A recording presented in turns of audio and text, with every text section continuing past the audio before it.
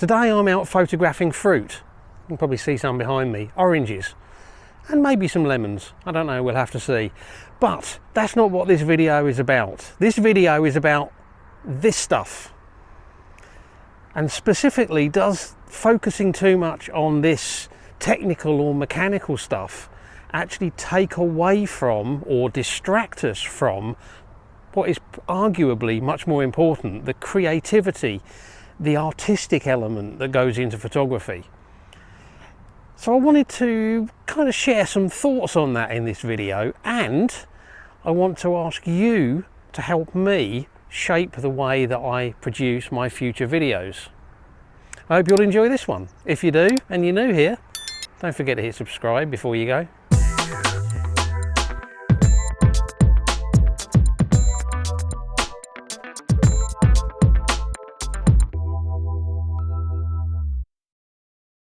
Hi everyone, thanks for joining me.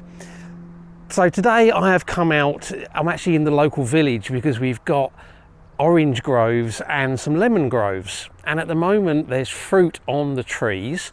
And I keep thinking I really must take some photos. I want to try to do maybe some slightly artistic shots of the fruit on the trees while it's still here. Because if I don't do it soon, I'll have to wait another year for it. Didn't think it was going to make for a particularly fantastic video for anybody to watch, to be honest, but I thought it might be an ideal opportunity for me to combine this with a video that I've been meaning to make for a little while now, because I want to look at this kind of technical information or mechanical information about photography that I post on every single one of my videos when I show you the images that I've shot. And the question is, who cares? Does it really matter? Does any of this have to do with the creativity that's involved? Does any of it have to do with the artistic intention of the image that I'm trying to create? And does it actually help anybody watching the videos? But before we get into that, I want to try and get a photo of some fruit on a tree. And there's a lovely little fruit tree down here. Looks like it's oranges.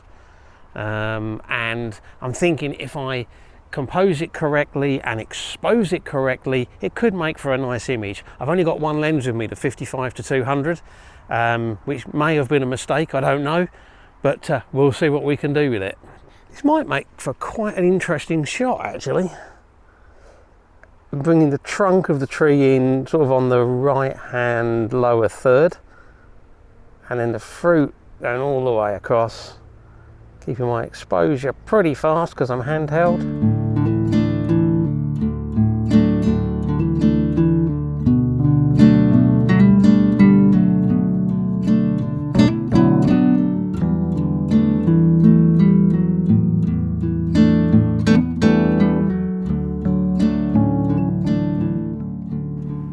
Now, as I said, I post this kind of information on every single image that I put out there. Now what normally happens is you normally get to see the image almost full screen, then I kind of shrink it down and post the information like this. Or I shrink it down this way and post the information like this. Now the information that I post here is split into two sides of a line. And I will say right now, the left-hand side of the line where I talk about the lens that I'm using, I talk about any filters that I'm using, I talk about whether I'm doing exposure merging or whether I'm doing focus stacking. That is all purely technical, it's mechanical, it's a way to achieve an end rather than necessarily being something particularly creative. So I don't think we need to debate that. That is purely mechanical information. But what about the stuff on the other side of the line? Is that purely technical and mechanical? Or does that have some influence on the creativity and the art that I'm trying to put into my images? And if so, does it really make any difference to you watching the video? But for now, I want to show another image of some oranges. There's quite a nice little cluster there with lots of leaves around. And I'm thinking a vertical shot zoomed in trying to really make the oranges pop out against the darker leaves. Might look quite nice. So there's a little cluster of oranges all together with a branch coming up on one side, shooting it zoomed all the way in. Gonna probably have to crop this in a little bit as well to take out an additional orange that I don't really want in there.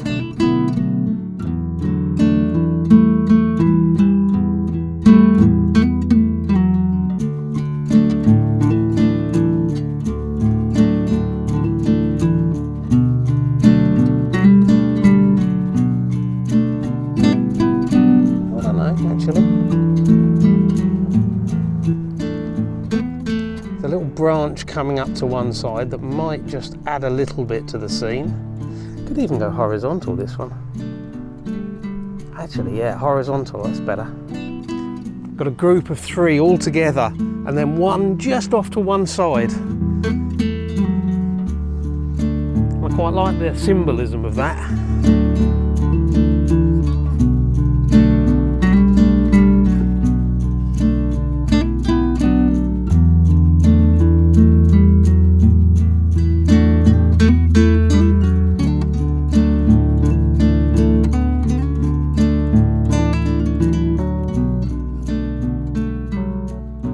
So what about the information over on the right hand side of the line?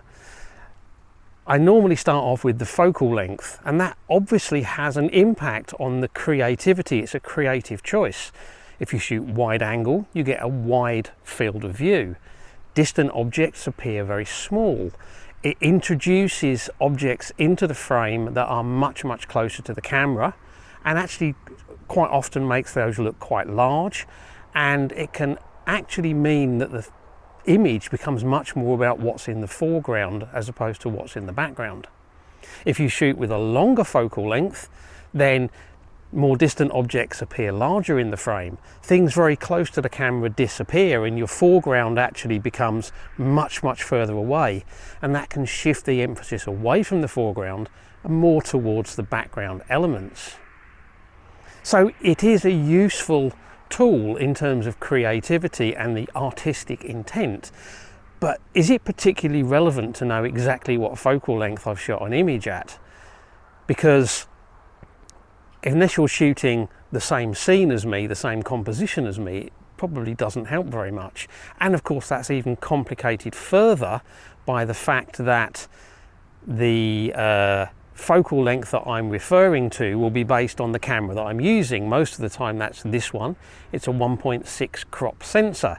So if I quote 11mm on this, that's the equivalent of 18mm on a full frame camera, 16mm on a Nikon, for example, or a Fuji crop sensor, 1.5 crop. And that's not even taking into account people who are shooting with micro four thirds or medium format. So does the exact focal length that I'm using really matter? Is it just enough to know that I'm shooting wide angle to get a wide angle effect, or zoomed in to a longer focal length to get a more compressed effect? It's got to be worth trying to get a single fruit, single orange with the kind of the leaves around it. And there's one here that I think I can isolate by zooming all the way in, focusing on it and placing it nicely in the frame with some nice dark leaves and foliage, and there's even a bit that drops away into the shadows in the background.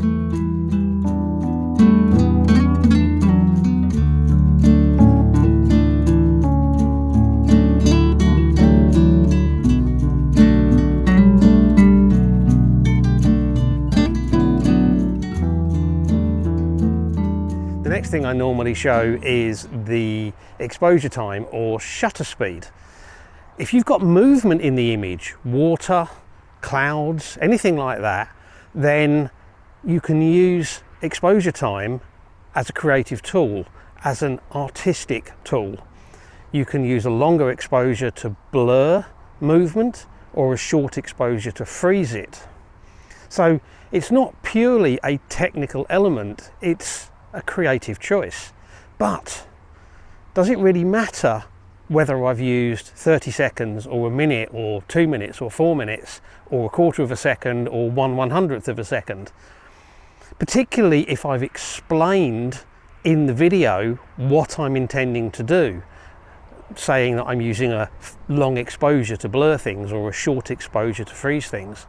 Does it really help to know exactly what exposure I used in a bit of text on the image?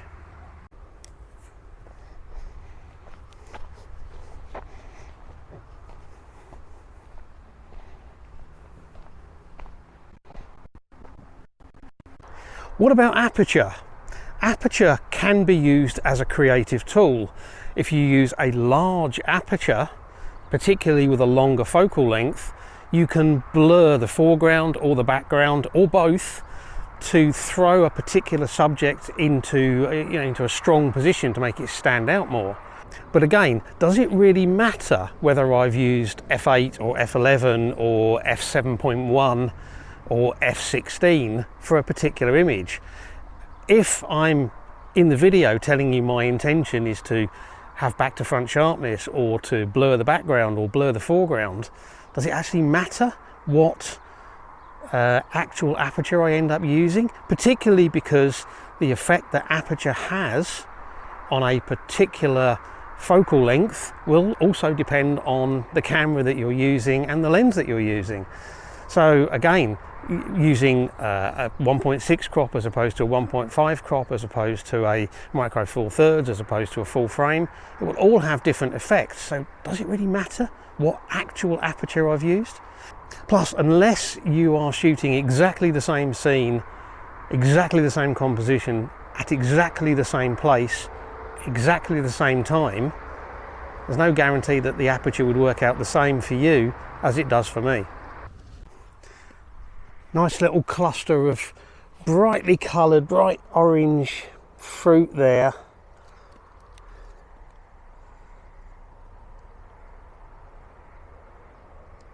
If I compose correctly and put a lot of contrast in post, that could look quite interesting. A little bit higher.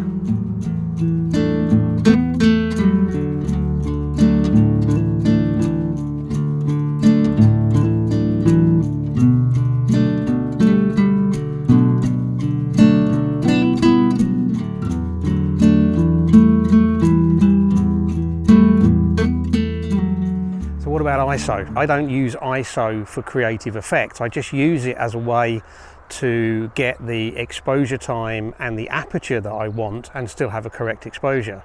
That's not to say that you can't use ISO for effect. I've seen it used to add an artistic grain to certain images, but it's not something I've seen often in landscape photography. So for me, the ISO is purely a mechanical or technical detail in the image that I've shot. Got quite a nice one here. There's a tree, quite a nice trunk with all of the kind of oranges around it. Okay, getting nice and low down. Get the trunk over on the right hand side with the oranges and the foliage and everything kind of framing it. It's got some side lighting on the trunk.